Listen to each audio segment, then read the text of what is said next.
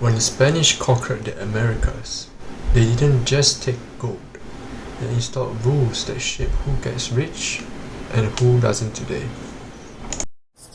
When we talk about the Spanish conquest, it's easy to imagine explorers, battles, and treasure. But at a deeper level, the Spanish crown had one clear goal: extract as much wealth as possible, as quickly as possible. They weren't trying to build societies where ordinary people could rise. They weren't trying to create innovation or long-term growth. Profit came from control, not creativity. Gold, silver, tribute, and labor were the priority. And to make that work, the Spanish needed systems that concentrated power at the top. Spanish conquest installed rules that still shape outcomes. Some examples are Latin America still remains unequal long after independence. High land concentration persists in Mexico, Peru, and Bolivia.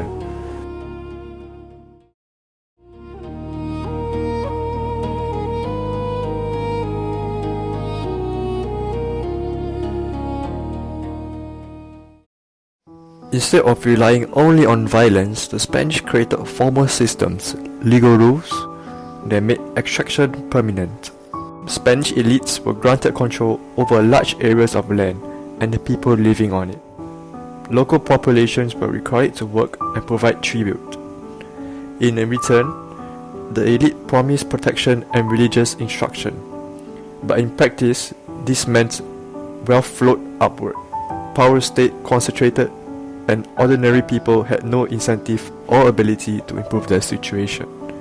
This system was known as encomienda. The encomienda coming from the word encomenda, which translates to entrust, is a form of feudalism.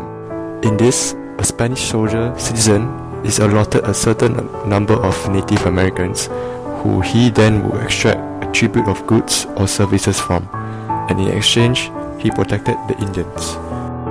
This system rewarded taking, not building. In other regions, especially in mining areas, people were forced into labor for the state. Entire communities were required to send workers to mines, often under brutal conditions. Many never returned. The purpose wasn't development, it was extraction. This forced labor system was called the Mita. Mita labor system was a mandatory public service used by the Inca Empire for state projects like roads and temples, and later brutally adapted by the Spanish for forced labor in mines like Potosi, requiring indigenous people to work for the state or colonies in exchange for often minimal pay or support. Again, the incentive was clear. If wealth comes from forced labor, there is no reason to educate workers, invest in technology, or share power. This is where Why Nations Fail help us understand why these systems mattered long after the conquest itself. Acemoglu and Robinson described systems like the encomienda and the Mita as extractive institutions. In simple terms, these were rules designed to benefit a small elite by controlling access to wealth and power.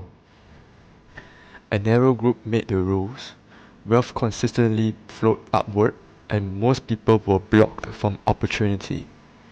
What makes these systems especially powerful is that once they are established, they tend to protect themselves. Elites who benefit from extraction have strong incentives to block reform. Even when the original colonial rulers, the structure remains. Power stays concentrated, and inequality becomes self-enforcing over time. When Latin American countries gained independence in the 19th century, it seemed like a clean break from the past.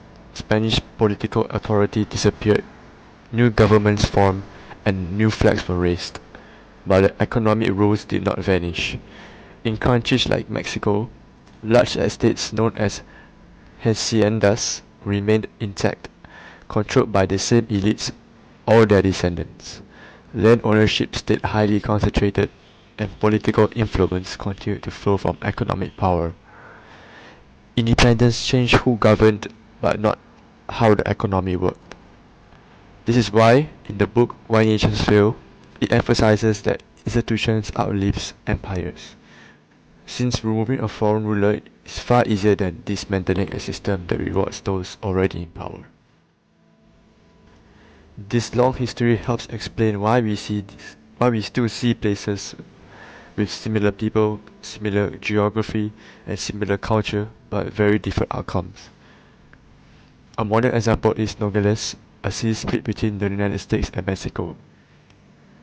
Since what I said in the previous video, I've already covered it, but I will give a brief overview of this. It's basically, since the people are similar, the climate is same, and the geography is identical,